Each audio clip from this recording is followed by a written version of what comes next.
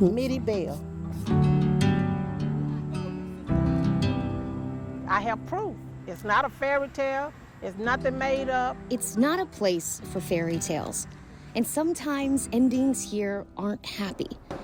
But on the top floor of the old Union County Courthouse in Monroe, the unexpected happened. I had to come to the conclusion that the only answer is love.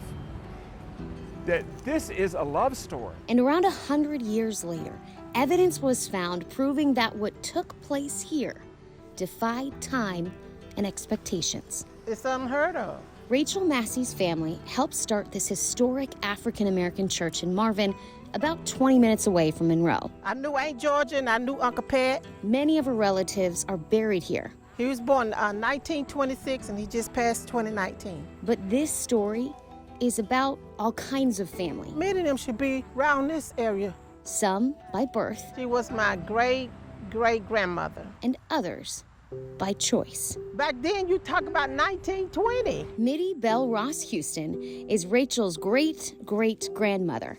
And in 1921, 33-year-old Mittie Bell was sitting in this courtroom in Monroe. They said she was crazy, that the black people had brainwashed her. The woman who had raised her, Maggie Ross, had just passed away and left Mittie Bell and her dad, Bob, 800 acres of land. More than 100 cousins sued to break the will because they said if these women left their land to black people, they were therefore incompetent to make a will.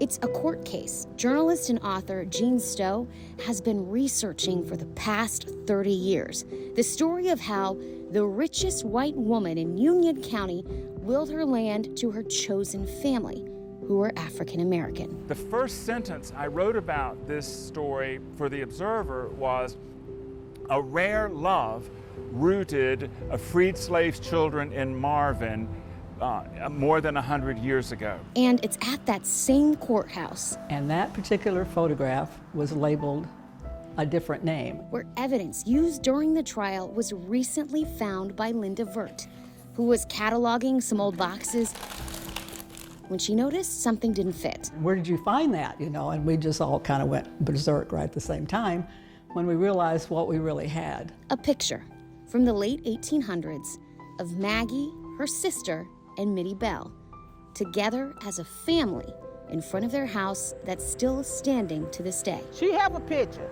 She was fortunate for white women to be able to have a photos that we can see. By 1924, the case had been tried twice, and both times, 2 all-white juries upheld Maggie's will. We can come and say the story is true, it's not made up. I can show you that my family still live on the land. There are all kinds of stories. Some of sadness, some of triumph. But this one is one of love.